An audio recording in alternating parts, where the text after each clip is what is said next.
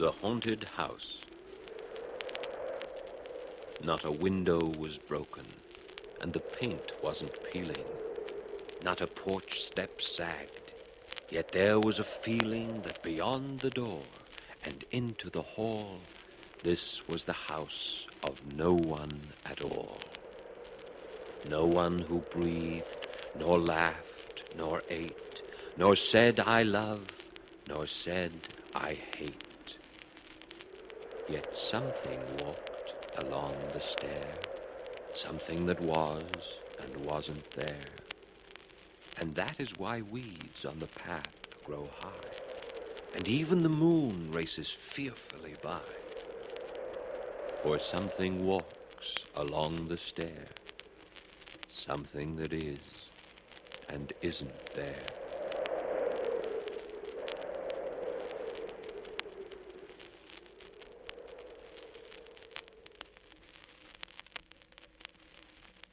Winter moon. How thin and sharp is the moon tonight. How thin and sharp and ghostly white is the slim curved crook of the moon tonight.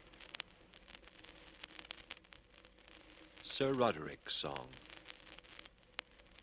When the night wind howls in the chimney cowls, and the bat in the moonlight flies, and inky clouds like funeral shrouds sail over the midnight skies, when the footpads quail at the night bird's wail, and black dogs bay at the moon, then is the spectre's holiday, then is the ghost's high noon.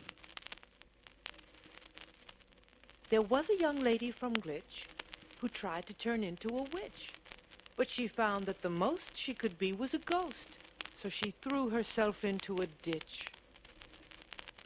Ruth and Johnny, side by side, went out for an auto ride. They hit a bump, Ruth hit a tree, and John kept going, ruthlessly. A skeleton once in Khartoum asked a spirit up into his room. They spent the whole night in the eeriest fight as to which should be frightened of whom. It isn't the cough that carries you off. It's the coffin they carry you off in. The bat.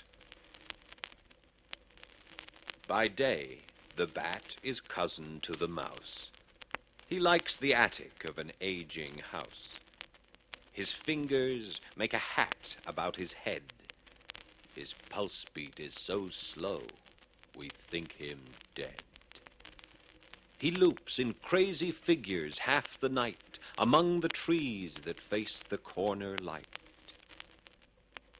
But when he brushes up against a screen, we are afraid of what our eyes have seen.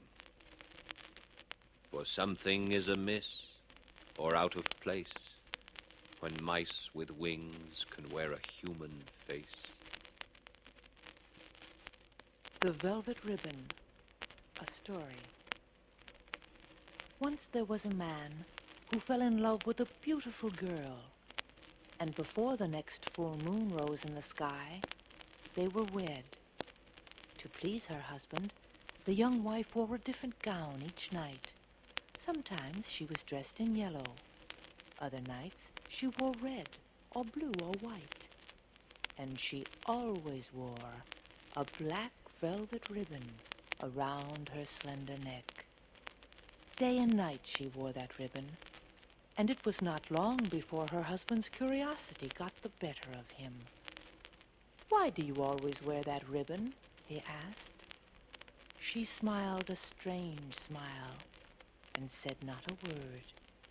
At last her husband got angry, and one night he shouted at his bride, "Take that ribbon off! I'm tired of looking at it." "You will be sorry if I do," she replied, "so I won't." Every morning at breakfast, the husband ordered his wife to remove the black velvet ribbon from around her neck.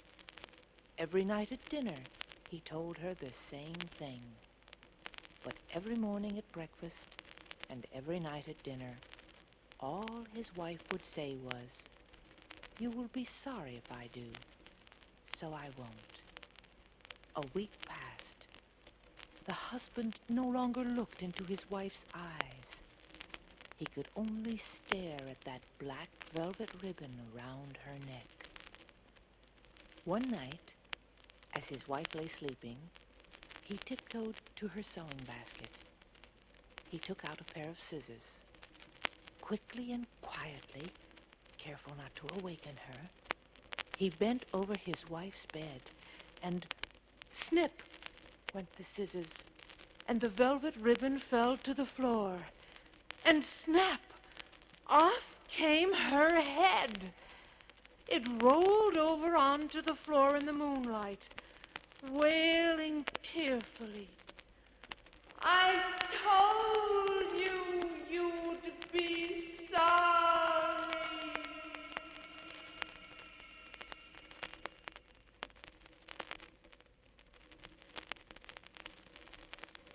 The Earl King. Who rides so late in a night so wild? A father is riding with his child. He clasps the boy close in his arm. He holds him tightly. He keeps him warm. "My son, you are trembling. What do you fear?" "Look, father, the Earl King, he's coming near, with his crown and his shroud. Yes, that is he." "My son, it's only the mist you see." "Oh, lovely child, oh, come with me. Such games we'll play, so glad we'll be.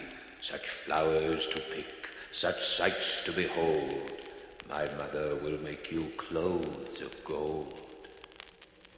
"Oh, father, my father, did you not hear the Earl King whispering in my ear?"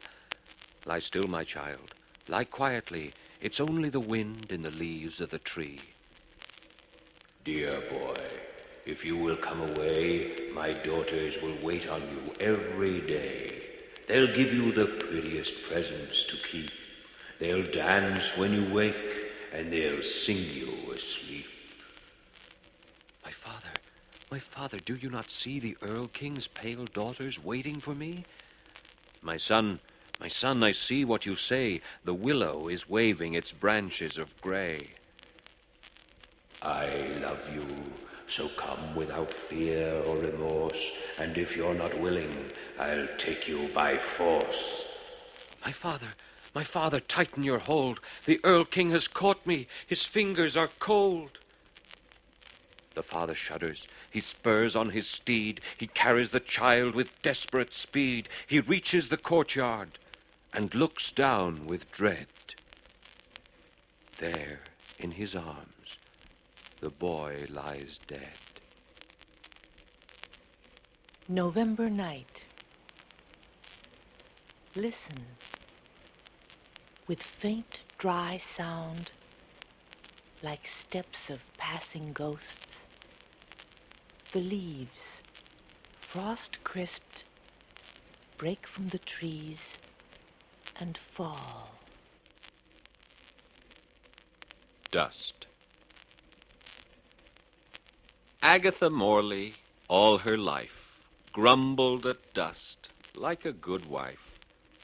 Dust on a table, dust on a chair, dust on a mantle she couldn't bear. She forgave faults in man and child, but a dusty shelf would set her wild. She bore with sin without protest, but dust thoughts preyed upon her rest. Agatha Morley is sleeping sound, 6 feet under the moldy ground. 6 feet under the earth she lies, with dust at her feet and dust in her eyes. The Kilkenny Cats. There once was 2 cats at Kilkenny. Each thought there was 1 cat too many. So they quarreled and fit. They scratched and they bit, till excepting their nails and the tips of their tails, instead of 2 cats, there weren't any. The Cradle That Rocked by Itself. A story. There was a raging storm at sea. The wind howled and lashed around many a snug house in many a little town up and down the coast of Maine. Many a ship at sea was in trouble that night, and some were never heard from again. "I hear a baby crying out there," said a woman in one warm kitchen in one of those little towns. But the rest of the family said it was the wind howling, or seals maybe, for a frightened baby seal often cries like a baby. The woman said no. She knew in her heart it was a baby. "How could it be?" said the others. Nobody went out to look. The next morning they found a cradle washed ashore out of some ship, and they took it up to the house, for it was a good cradle, and they used it for every baby that came along year after year. But there was one strange thing about it. Every time the wind blew a gale, the cradle would rock by itself. All by itself in the warm room, with the wind roaring outside, the cradle would rock just as if someone were sitting by it, gently rocking a child. This happened so often that the family got used to it. No harm ever came of it, and the baby liked it. So they just got used to it and didn't mind. Then one time the woman's sister came to visit. As they were setting the table for supper one night, the sister glanced into the next room. "Who is that woman rocking the cradle?" she said. "Woman? That's no woman. The cradle rocks by itself." "It is too a woman," said the sister. "She has long black hair, and her face is white and sad, and she's sitting there rocking the cradle and bending over the baby." Nobody else could see her. But the mother grabbed up her baby, and the next day they took the cradle outdoors and chopped it up for kindling wood. And when the wood was burning in the fire, they could hear some baby crying, somewhere, crying and crying for its cradle. But after that, they never heard it again.